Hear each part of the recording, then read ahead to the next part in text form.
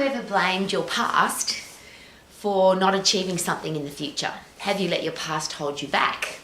Has something happened to you in your past? You've had bad parents or a bad school experience, or you were bullied, or you had an injury or a sickness, or something happened to you that was horrible and it's held you back from achieving. So there's probably a better question to ask. What do you want to achieve? If you haven't achieved it yet, what kind of life do you want to live? And the 4 things that I always ask: are you healthy, fit and strong? Do you have a career or business that you love? Are you financially free or on track to being financially free? And have you got great people in your life? And if the answer is no, and I always use the reverse, if you're weak, sick, frail and diseased and depressed, if you have a lousy, stinking, rotten job, if you don't have enough money, and if you've got horrible people in your life, could it be a really good idea to change? And if you keep looking back in the past and blaming the past, here's a really great question. What can you change about the past? It doesn't matter what's happened, how horrific, horrible, terrible, traumatic the past has been. What can you change about the past? And as an old lady who's lived on the planet a really long time, not only have I had horrible things happen to me, but I've seen terrible, horrible, yucky things happen to other people. And because of those things, they've become tough, strong, wise, intelligent, successful multi-millionaires because of their horrible past. And of course, you know people as well as I do that have had a terrible past. They're still blaming it. If they get upset or emotional or something horrible happens right now in the present, or they think something could happen in the future, they blame the past. So they curl up in a little ball and say, I can't live my life effectively because of my past. And this is a very tough confrontational question, but isn't that an excuse? You can't change what happened. What happened a second ago, a minute ago, 1 year ago, 50 years ago, I can't change any of that. But I can change how I respond or react to it. So I can react, my life was terrible and I can't have a great life in the future because of that. Or I can say, I can't change any of that. What can I learn from it? How can I grow from it? How can I get better, stronger, wiser because of it? And even more exciting, isn't that why we become wiser and stronger? Because of the terrible things that have happened to us in the past? So there's a really interesting question if you are blaming anything that's ever happened in the past and you're emotionally attached to it. And this is where, as an exercise professional, it's been a really interesting journey, because I've literally had I've been emotionally involved with lots of different people. And when I say emotionally involved, I can't just do business with somebody or just be somebody's personal exercise coach or just manage a health club, which has been my career path. And now as the owner of an international fitness business college, I don't just deliver education. What I do is I get involved with my students, with my members, with my clients, because I want to understand what makes people tick. And I want to be able to inspire, motivate, excite them to be healthy, fit and strong, have a career or business that they love, be financially free and have great people in their life. So I've had a lot to do with a lot of people. And when it comes to relationships in the past, when it comes to horrible experiences in the past, it's an emotional thing. So when you are healthy, fit and strong, is it possible that you can be in control of your emotions? Because that's your hormonal system. Your hormones control your emotions. They control how you feel. But your hormonal system is just a physiological part of your body. So if you have a strong, and that's your endocrine system, everything that it starts in your brain and ends in your root bit, and there's lots of different glands throughout the body, your hormonal glands that control everything that happens in your body, but they control your emotions. So if you can become the master of your emotions, so you don't, and all of the things that make us angry, upset, hurt, annoyed, they're all emotions. So if I can be in control of those rather than them controlling me, is it possible that I could move forward as a happy, positive, solution-finding optimist rather than a person who's emotionally attached to my past and blaming my past? And that's the logical part of that question. So there's a big thing about I hate my past or I love my past. Let's use that as an example. Love and hate are both very powerful emotions. Because if I say to people, what's the difference between, what's the opposite to love? What's the opposite to hate? And people usually say one of the others. If I don't love somebody, I must hate them. Well, could you consider this?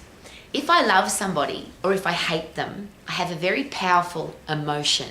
So my endocrine system, my hormones are involved in that relationship or that experience. So if I'm angry about my past, if I hate my past, or if I hate anybody in my past, my parents, my teachers, something terrible that's happened to me, I'm emotionally attached to my past by emotion.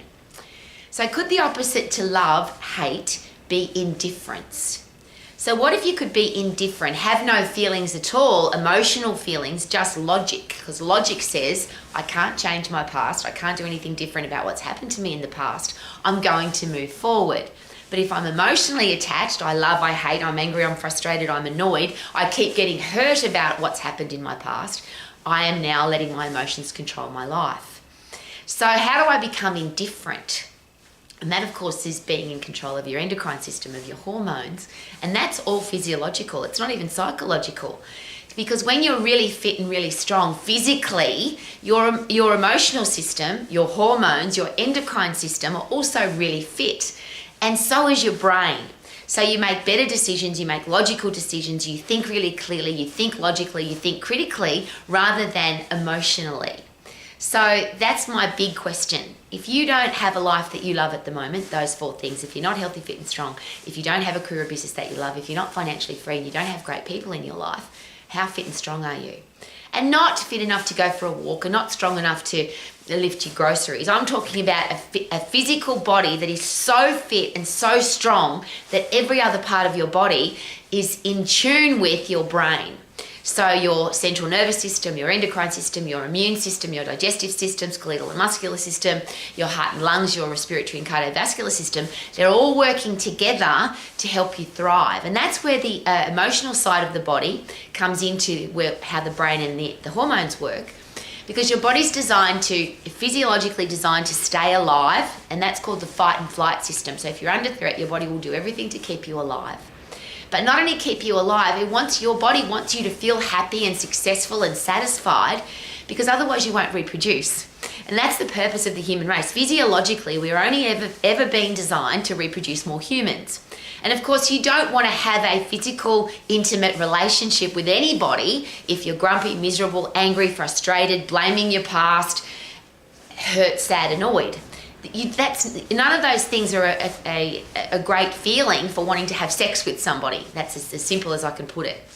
So your fight and flight system, which is to help you stay alive, which is the 10-second phosphate system, which is lift something really heavy, fight it, or run away from it, sprint away. You don't walk away, jog away, you sprint away to keep you alive. What are you doing to stay phosphately fit and strong? So what are you doing? What can you lift in 10 seconds as heavy as you can possibly lift?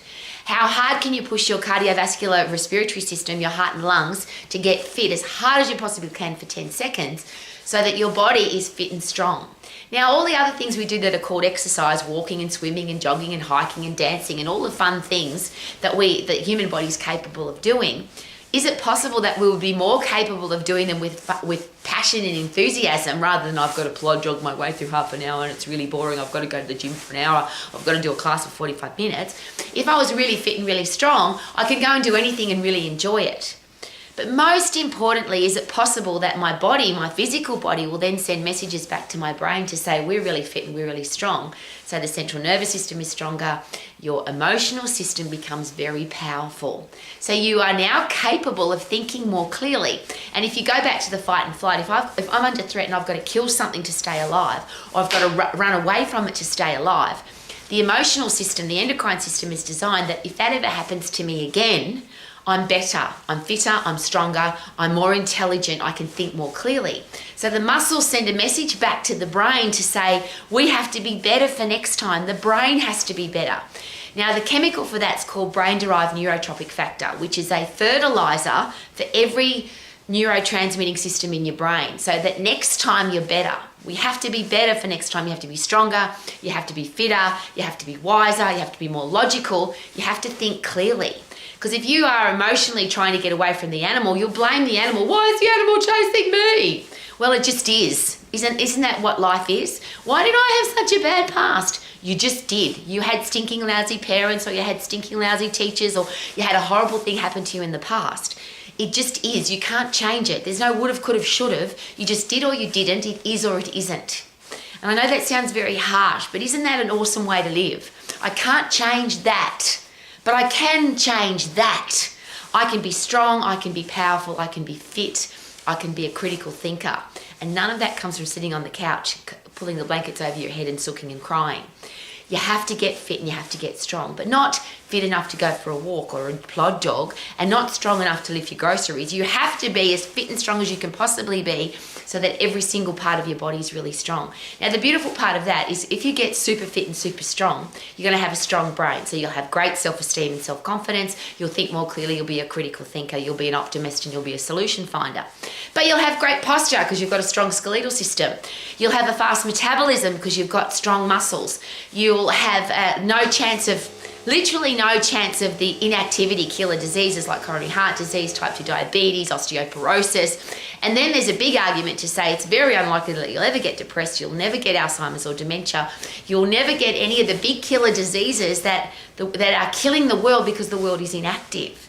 So, and even if you get a bad luck disease, and there's lots of those, but is it possible that if you're really fit and really strong, you can fight the disease more effectively?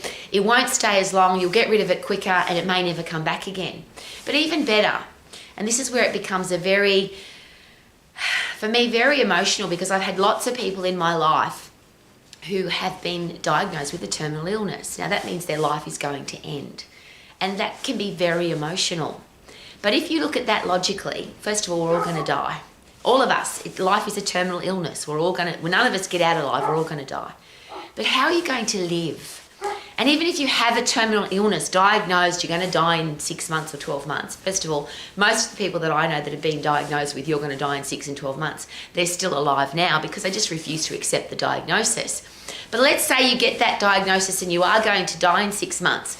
Is it possible that you'll live better if you're fit and strong? You'll live happier, you'll go and do great things rather than be stuck in a hospital or some kind of hospice care or some yucky place that people go to die. Me personally, this is my ultimate last day on the planet. I exercise really hard, I eat yummy food, I play with my puppy dogs, I invest special gorgeous time with my beautiful husband, and I fall asleep after a great meal and I don't wake up again. Now, that's for me the ultimate way to go. But that doesn't mean I'm going to go like that. We could die, all of us could die today or tomorrow. But how are you going to live? And is it possible that if you're blaming your past, if you're angry about your past, if you're emotional about things that you can't change, then you're going to screw up your future? So if you want to be really happy, if you want to live your life to the max, get really fit and get really strong and let your brain become mentally tough. It will do it. If you get really physically fit and really strong, your brain will also be tough and you'll automatically make better decisions. You'll make logical decisions. You'll be a critical thinker. You'll be an optimist and you'll be a solution finder. And is it possible that then you could live your life to the max? Super duper doo. How are you? Living my life to the max with a healthy, fit, strong body and a healthy, fit, strong brain. Woohoo!